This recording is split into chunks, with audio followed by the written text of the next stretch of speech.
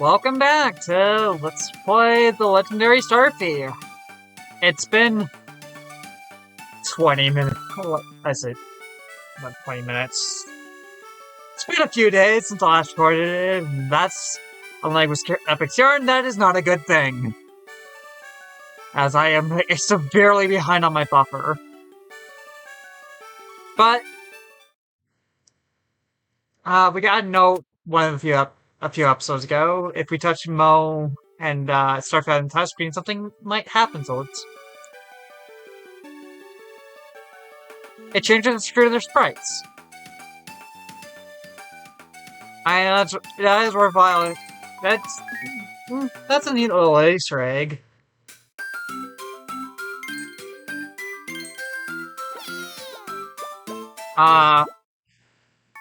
Right, we just got a quick spin. Yeah, this time we're gonna do try to make as much progress as we can. You know, just like every episode. I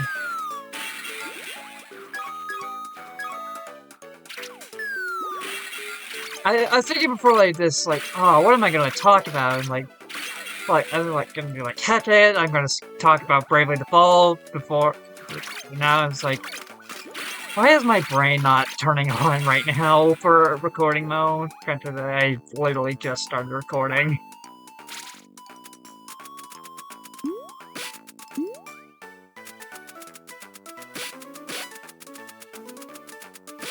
So that might be part of our problem.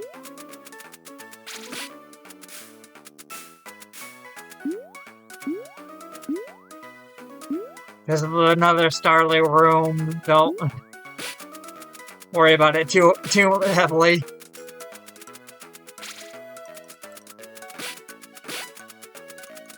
Just keep running.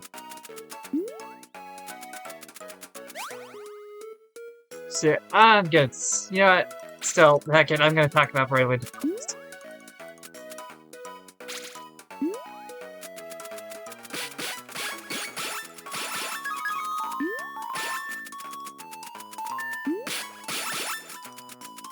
I can't reach the ice platform. So yeah, heck it, I'm gonna talk about Bravely Default for, because I've been playing it quite a lot recently. Default 1 anyways. I really want, you know what? Spoilers for basically the second half of the game.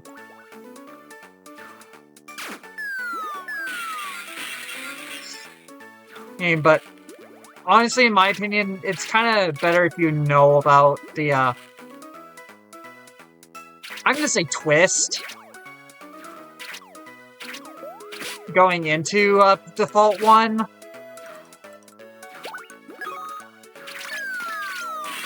Because it's something that a lot of people might find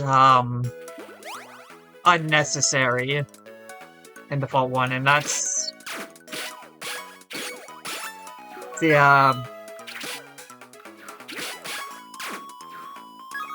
looping. The game has like 5 loops where you have to, once you purified all of the crystals and do XYZ, or I guess awaken all the crystals and do XYZ, you have to do it 4 more times! And honestly, since I knew about that going in, I was less miffed, if that's the correct word, or less at that fact. I'm just granted I kind of needed a game to just grind for, because like I think since I played like some other games, like I've kind of grown. Well, no, I can't. Since I've played Rain World, I'll get back to that after the cutscene.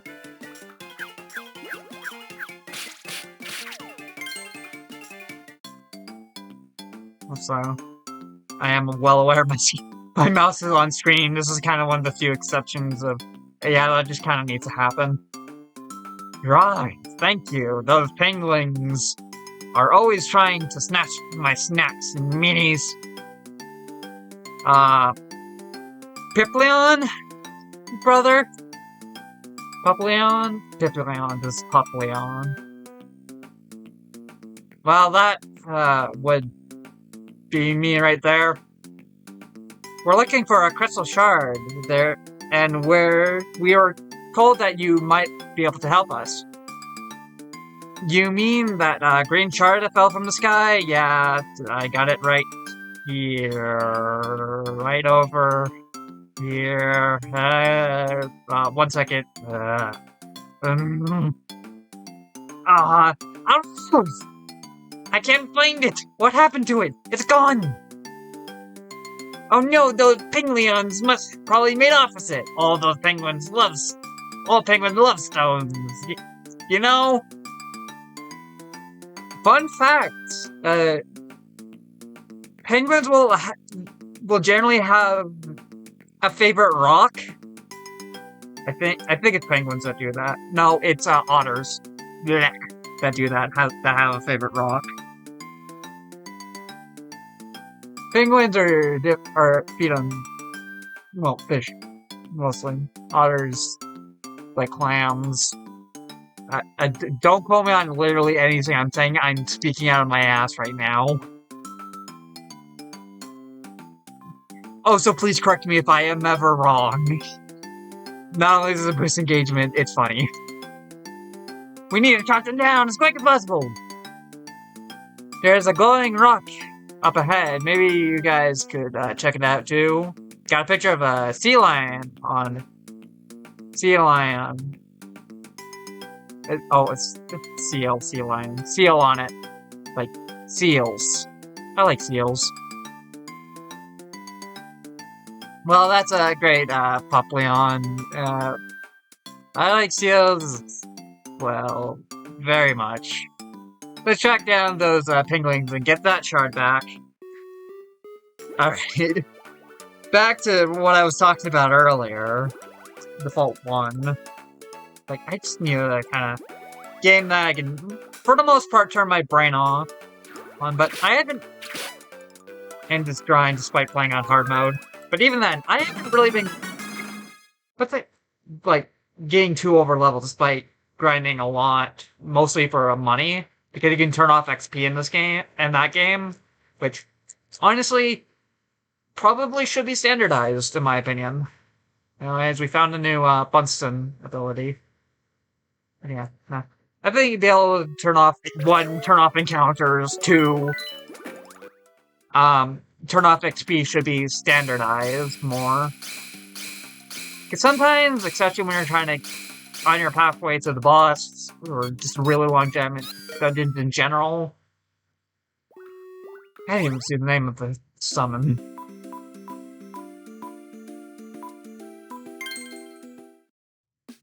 Abilities.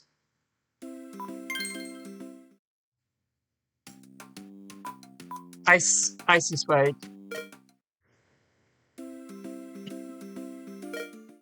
Yeah.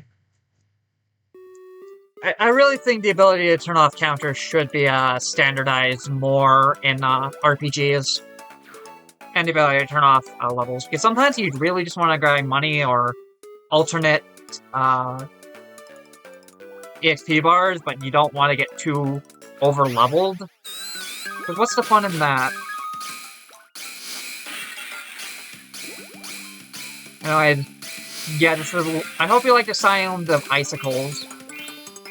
Because you'll be hearing it a lot, because this is how you move fast in this form and attack. So, again, I hope you like icicle sounds.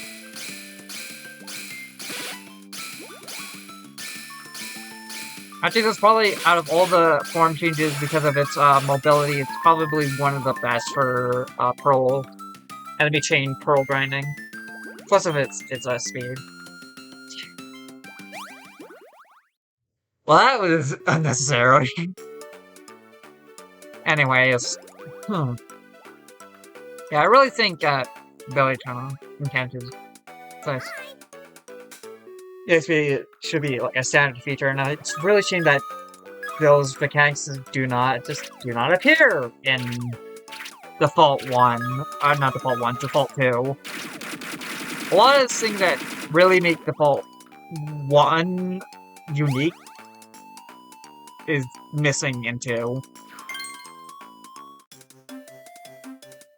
But I've been amazed about like how low level you can actually get away with when it comes to finding most encounters. Granted, you get one shot by almost everything on hard mode, but or at least at most 2 shots. So I'm playing this more like an SMT Default 1, more like an SMT game minus buffing and debuffing, which is way better in 1 due to the structure of 1 than it is in 2.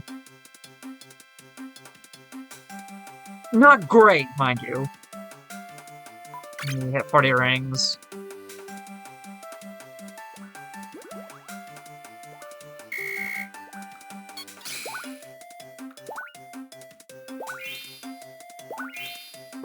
I'm gonna have to focus for like a second.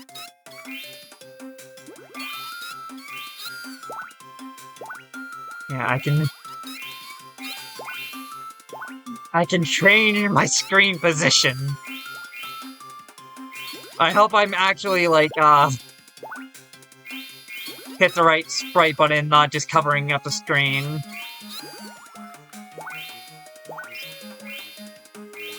This is going to be my solution to keep the action in the frame.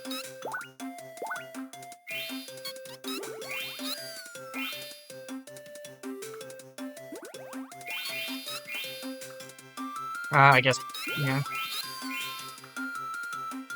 Yeah. I'm playing the Default 1 more SMT, where yeah, healing is like nice, but like it's not necessary. Except for, you know, speaking about squishies, like Default 1 has a way to make your squishy characters so much less squishy. Between damage dispersion and Angelic Veil, which has Angelic Veil has a 50% chance of reducing the damage you take by half, and it stacks, by the way, with your other things. And damage dispersion just takes like a good portion of the damage you would have taken and spread it on everyone on your side of the field, which is like you're still taking the same amount of damage, but I think also I actually think you take less because it's the offense values of the other characters may apply.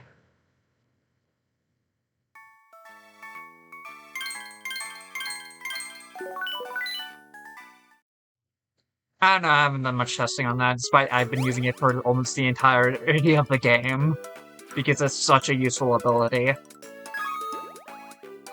Also, I kind of want to talk about the summons, so I guess spoilers for the summons of Bravely Default 1 as well.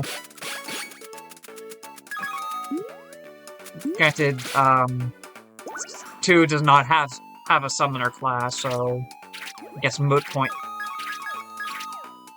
Seems that like it's very unique to the regular Final Fantasy summons. They're not like, oh, there's no Behemoth or Bahamut, no Mega Flyer, but you do. Well, it still is. Summons are still like Pocket Nuke. That has not changed. Instead of your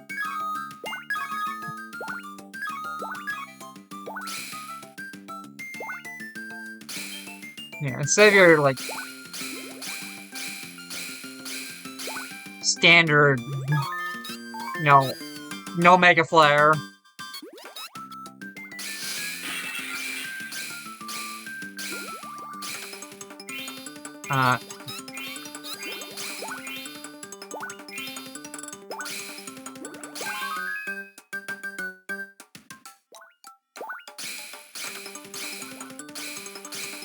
Cool game.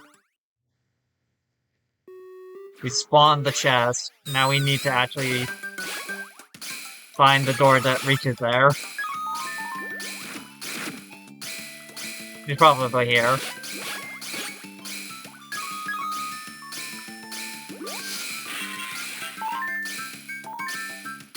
Yeah. Yeah, that's a lot.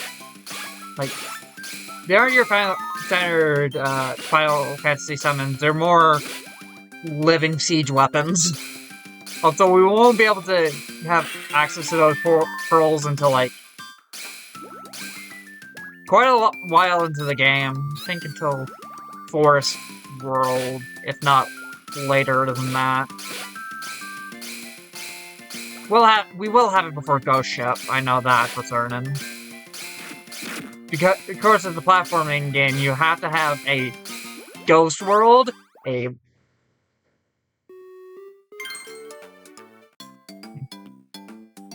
Funny how fun are the transformation? Chili Jet Cove has great energy. Okay.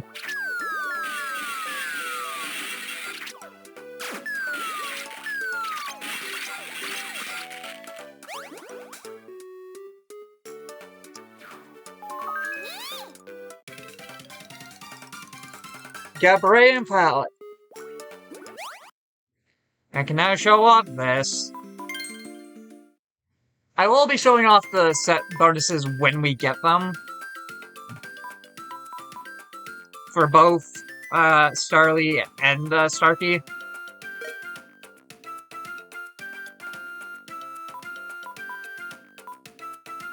Because there are, like, subtle differences in them.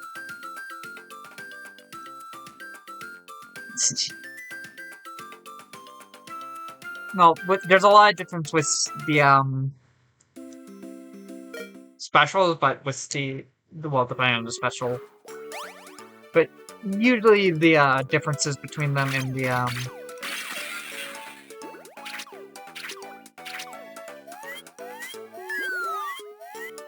they're a bit more subtle.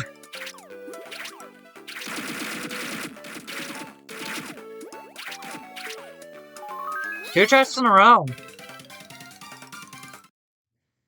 Yeah. Yeah, that's neat. I just kind of wanted to give you a bit of, default because I'm playing a lot of it recently.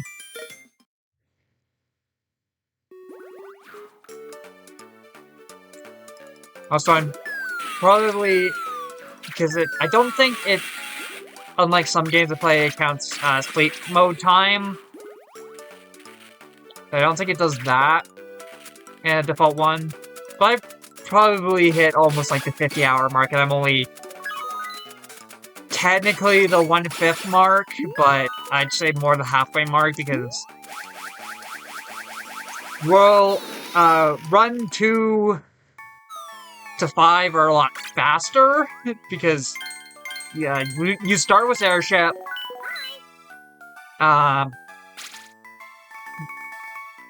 Yeah, you start with airship. And the battles aren't generally that much more difficult, at least at Route 1, 2 compared to Route 1. Battles aren't a whole lot more difficult. And they're more likely to one-shot you, but you also have a lot more options to deal with everything, because you should have almost every, asterisk, which is the one's job collectibles, like collectibles, how you access the job system in the default games. So you should have almost all of them, if you've been going out of your way to collect them anyways. Like I have, which I honestly recommend, because a lot of them are really useful. A lot of the jobs are just really useful. Granted, the stuff, like, standard stuff, like the,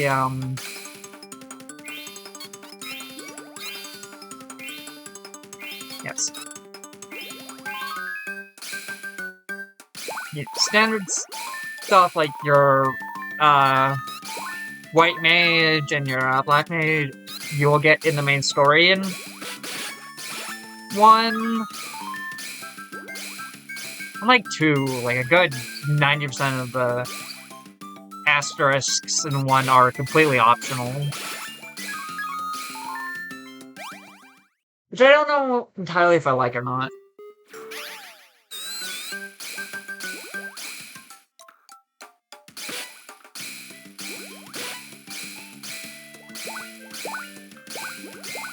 Think about it, like, the only required asterisks are the one you have in the first act, so you at least have at least one Fizz build.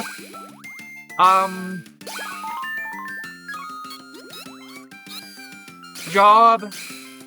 But that, and then you have essentially the upgraded versions of those jobs, kinda, not really, in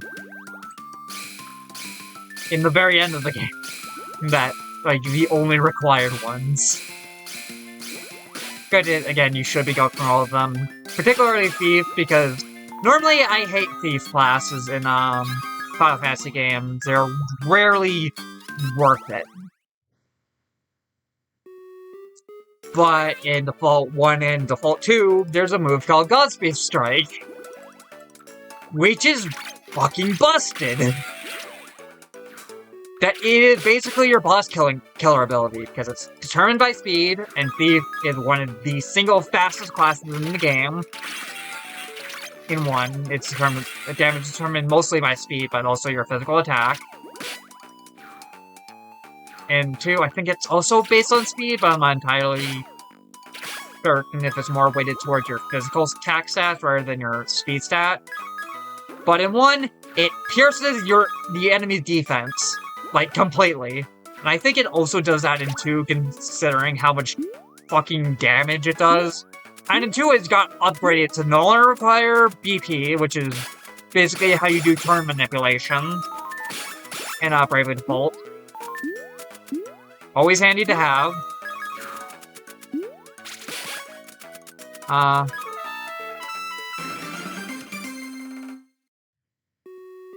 Yeah, always handy to have.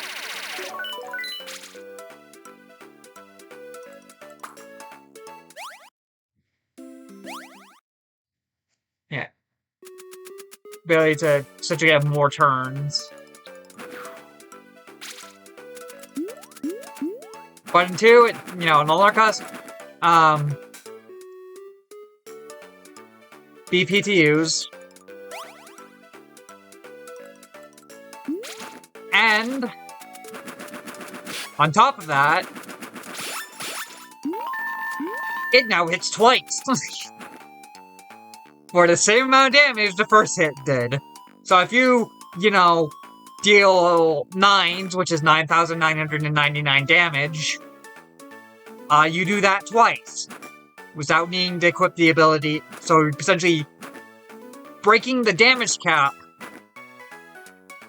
And is even more powerful with the support ability that allows you to actually break the damage cap.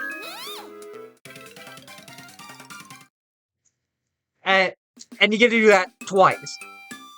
And you only need 1 crit, not 2, because the second hit does as much damage as the first hit does.